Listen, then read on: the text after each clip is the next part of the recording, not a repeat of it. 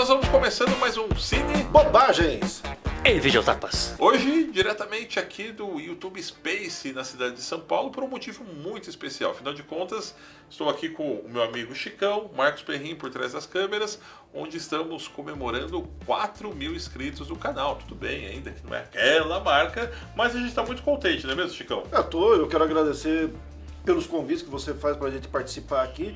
E tem outra, né, cara? É o canal que é pra gente se divertir. Exatamente. Participar do Cine Bobagem é desestressante, ele vai falar bobagem sobre cinema e fazer amigos aqui. Então eu gosto muito de você, né? Sempre convidando a gente pra participar. E sucesso, cara, né? 4.000 inscritos em pouco tempo, cara. Exatamente, e eu me recordo que algumas semanas atrás nós batemos um papo ali pelo WhatsApp, onde eu falava, Chicão, a gente tem que gravar o vídeo de 2.000 inscritos, tal, você não teve tempo durante as últimas semanas, e nem tão pouco passou isso daí, já tá com 4.000. Então, você vê que cresceu muito rápido. Então, eu acho que é por causa da proposta, né, cara? Ninguém é catedrático em cinema, ninguém é crítico formado, né, cara? A gente fala daquilo que a gente vê, daquilo que a gente se informa. E um papo de amigos, como você amigos. falou ainda há pouco, como se a gente estivesse aí dentro da sua sala, ou você aqui conosco, pra gente bater um papo muito legal. E eu acredito que eu escolhi um tema bem abrangente para a gente conversar hoje, de interesse de muitos aí, afinal de contas conversaremos sobre Spider-Man Homecoming, esse novo filme do Homem-Aranha que virá aí no próximo ano de 2017. Nós tivemos aí essa semana, inclusive, a participação dele em Capitão América Guerra Civil, deu só para o pessoal sentir um pouquinho. O vídeo a respeito está aqui no canal também, falando sobre Guerra Civil, mas acredito que para nós, né, que tem um pouco mais de idade aí, com essa molecada da...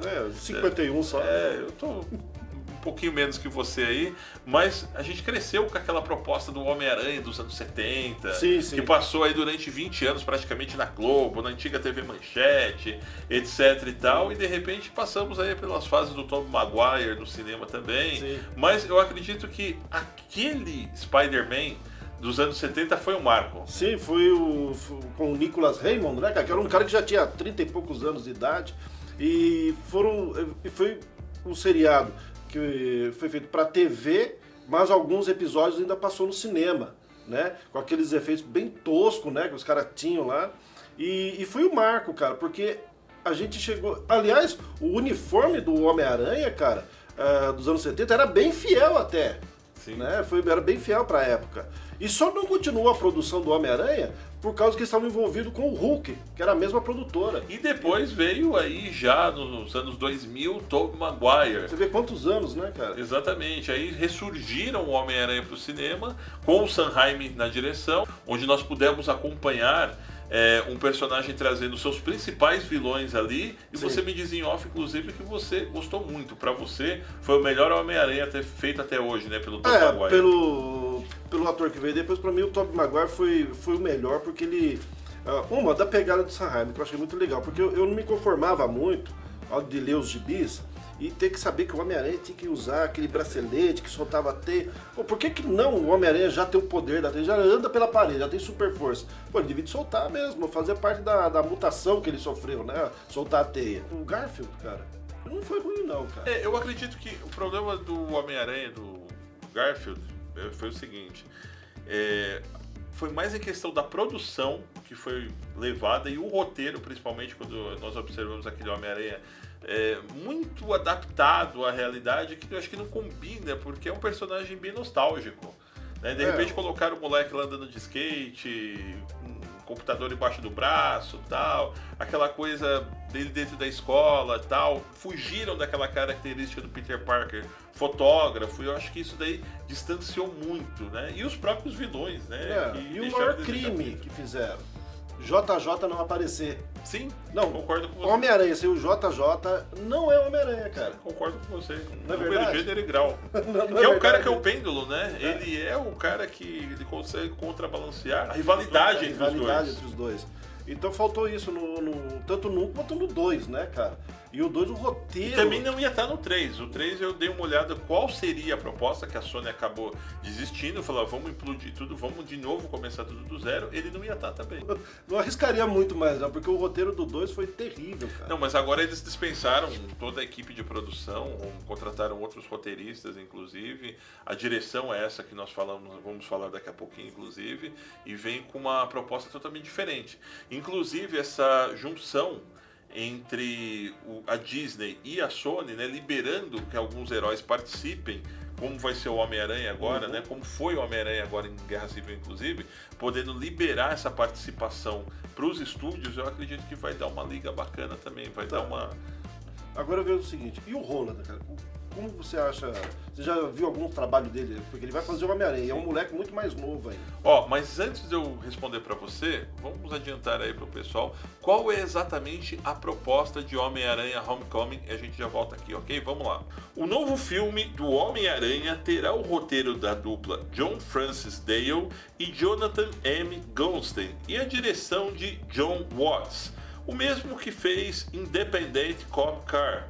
Spider-Man Homecoming estreia exatamente no próximo dia 27 de julho, só que do ano de 2017, aqui no Brasil. Bom, Chicão, você me perguntava sobre o Tom Holland. É um ator novo, ele participou aí de vários filmes infanto-juvenis até então, e recentemente eu gostei muito dele no Coração do Mar, né, onde ele fez ali, juntamente com o Chris Hemsworth, né, e outros atores de ponta.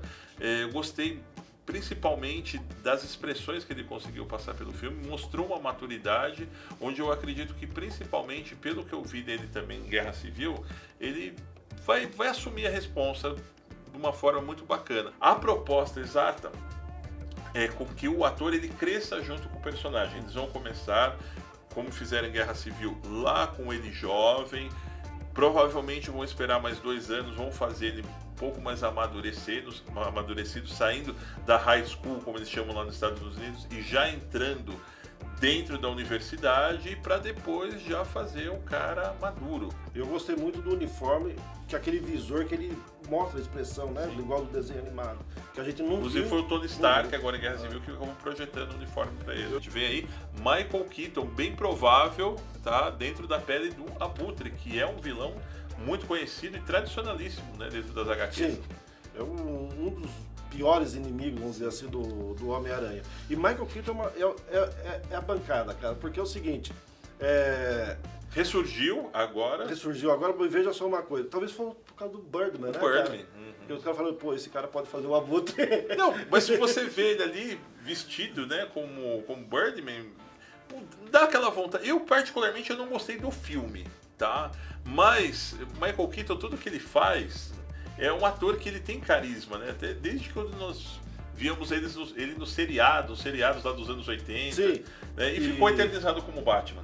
Queira ou não, cara, o pessoal na época meteu muito pau no Batman. Ele era baixinho, ele era lembra? baixinho, Na época, né, cara? Ele ficou com 1,80m por causa das orelhas da máscara, né? Mas a verdade era. E eu acredito que vai ser um contraponto muito legal, principalmente pela idade dos dois atores, né? E tem uma outra coisa, o Abutre não é um cara novo. Sim, exatamente. Ele já é um senhor de idade já, né, cara? Então isso que vai ficar muito legal no filme. E pegaram, pra mim, o cara certo agora. Eu acho que o próprio Tom Holland ele tem a crescer muito fazendo esse filme junto com o Michael Keaton. Né? Porque é encontro de gerações. Sim. Como você falou, o cara que fez o Batman lá em 1989, reencontrando com um garoto que né, não era nem nascido nessa época. Eu acho que o Holland ele deve ser de 94, Sim. 93. Então eu acredito que vai dar um contraponto muito bacana. E dentro dessa nostalgia que nós estamos comentando aqui, inclusive o logo que vocês estão acompanhando aí, que eu estou colocando aí na tela, ele remete muito à capa das HQs do Homem-Aranha dos anos 70. Sim, que eu era moleque e lia tudo, né, cara? Então, Era uma briga com meu pai pra comprar gibi, cara. Putz, a tristeza. eu acredito que muitas águas ainda vão rolar por baixo dessa ponte. E em breve, inclusive, estão dizendo que não será esse mesmo uniforme que ele está usando em Capitão América Guerra Civil que virá por aí dentro do filme do Spider-Man aí de 2017. Então eu acho que eles vão mexer muito nessa produção. Vai ter muita coisa nova que a gente vai estar trazendo aqui no canal para vocês ainda, pra gente poder conversar, né? Esse que é um dos heróis aí mais tradicionais da Marvel. Sim, desde que ele foi criado, foi um sucesso atrás do outro. E o Stan Lee não apostava muito nele. Exatamente, eu me lembro dessa história. Ele não apostava muito no Homem-Aranha e depois foi obrigado a criar uma série inteira de histórias, de roteiros, que ele depois falou, não aguento mais, vou passar isso aí pros outros, e os caras começaram a passar a desenhar o próprio Homem-Aranha e escrever o roteiro, e ele só dava um aval lá e pronto, porque começou, na verdade, com gibi preto e branco, velho. Sim. Não tinha nem... não era colorido. E eu cheguei a pegar essa época de ler o gibi preto e branco, que era grande. Não era o formato revistinha. Não era o formato que agora revistinha, voltou cara. a ser, né? É. Agora voltou. Agora com capa dura, quem é que os caras iam ter naquela época lá capa dura, velho? Nada. Quando que você ia pensar... Naquela época você pegava durex, lembra? Quando você colecionava pra você colocar nas orelhas da capa pra não criar orelha. Hoje você vê o gibi da Marvel, da DC, sendo vendido na livraria Saraiva, cara. Quando você imaginar? Ninguém imaginou. Tinha aquela coisa também que eu me lembro que quando você já fazia tipo 14, 15, 16 anos, a galera da família chegava em você e falava assim, meu, por que você tá lendo isso daí? Você não cresceu ainda? Eu lembro, quantas vezes minha mãe falou assim, eu vou jogar fora. Eu vou jogar fora por quê, cara?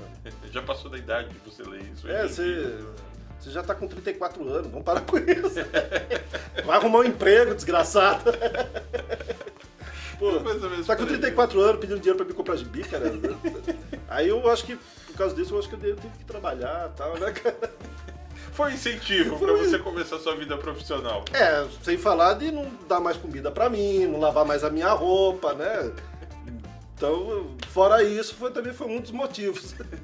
Bom, Chicão, gostaria de agradecer sua participação conosco hoje aqui, onde nós gravamos diretamente aqui do YouTube Space, na cidade de São Paulo, esse vídeo em comemoração aos 4.000 inscritos do canal. A gente não apostava nisso não. Exatamente. E também onde nós falamos um pouco sobre Spider-Man Homecoming, que vem por aí em julho de 2017. Enquanto isso, vamos ficando por aqui, deixando aquele velho pedido para que vocês possam se inscrever no canal. Não esqueçam também de deixar o seu joinha e participar conosco nos comentários. Um grande abraço. Tchau, tchau.